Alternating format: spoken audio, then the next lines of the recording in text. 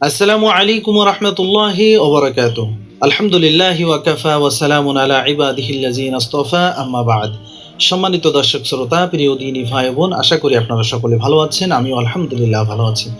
আজ একটি প্রশ্ন নিয়ে হাজির হয়েছি। প্রশ্নটি হলো, আমাদের মা বোনদের কোলে যখন বাচ্চা থাকে, এই বাচ্চার বয়স যখন ৫ মাস, ৭ মাস, ৩-৪ মাস যখন, অর্থাৎ ছোট বাচ্চা যখন থাকে কোলে, তখন দেখা যায় এই বাচ্চা বিভিন্ন সময় বমি করে। তো এই বমি যদি কাপড়ে লেগে যায় আর সেই বমি টিস্যু দিয়ে বা হাত দিয়ে ফেলে দিয়ে যদি সেই কাপড় নিয়ে নামাজ আদায় করা হয়, তাহলে সেই কাপড়ে নামাজ সহি হবে কিনা? বা অনেকেই আমরা জানি যে শিশুদের বমি পাক এবং বড়দের বমি নাপাক। এই কথাটি কতটুকু সত্য? এ সম্পর্কে সংক্ষিপ্ত আকারে বিস্তারিত আলোচনা করার চেষ্টা করব। আমা তাওফিক ইল্লা বিল্লাহ।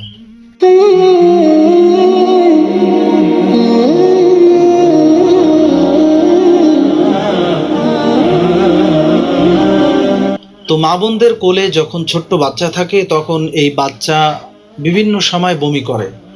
আর এই বমি যদি কাপড়ে লাগে, তাহলে আপনার কাপড় নাপাক হবে কিনা সেক্ষেত্রে আপনাকে খেয়াল করতে হবে। এই শিশু যদি মুখ ভরে বমি করে, একবারে মুখ ভরে যদি বমি করে, তাহলে এই বমি যদি আপনার কাপড়ে লেগে যায়, তাহলে সেই কাপড়ের বমি লাগা অংশটুকু না ধোয়া পর্যন্ত টিস্যু দিয়ে বা হাত দিয়ে মুছলে সেটা পাক হবে না, আর সেই কাপড়ে নামাজও আদায় করা সহি হবে না।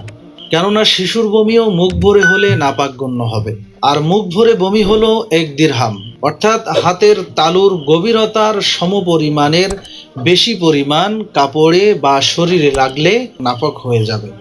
আর আপনি যদি দেখেন আপনার শিশু মুখ ভরে বমি করে নাই, অল্প কিছু বমি করছে, অল্প পরিমাণ বমি করছে, আর সেই বমি যদি আপনার কাপড়ে লেগে যায়, তাহলে সেই কাপড় ধোয়া ছাড়া নামাজ আদায় করা যাবে, সেই কাপড় নাপাক হবে না। এবং আমরা অনেক মা বোনেরা এটাও জানি যে শিশুর বমি নাপাক হয় না, বড়দের বমি নাপাক হয়। শিশুর পেশাব নাপাক হয় না, বড়দের পেশাব নাপাক হয়। তো আমরা এখান থেকে বুঝতে পারলাম, শিশু যদি মুখ ভরে বমি করে, তাহলে সেই শিশুর বমিও নাপাক হিসাবে গণ্য হবে, আর শিশুর পেশাবও বড়দের মতো নাপাক। আশা করি আমরা সকলে বুঝতে পেরেছি। আল্লাহ সুবহানাহু ওয়া তাআলা আমাদের সকলকে আমল করার তৌফিক দান করুন।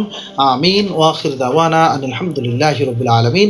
আসসালামু আলাইকুম ওয়া রাহমাতুল্লাহি ওয়া বারাকাতুহু।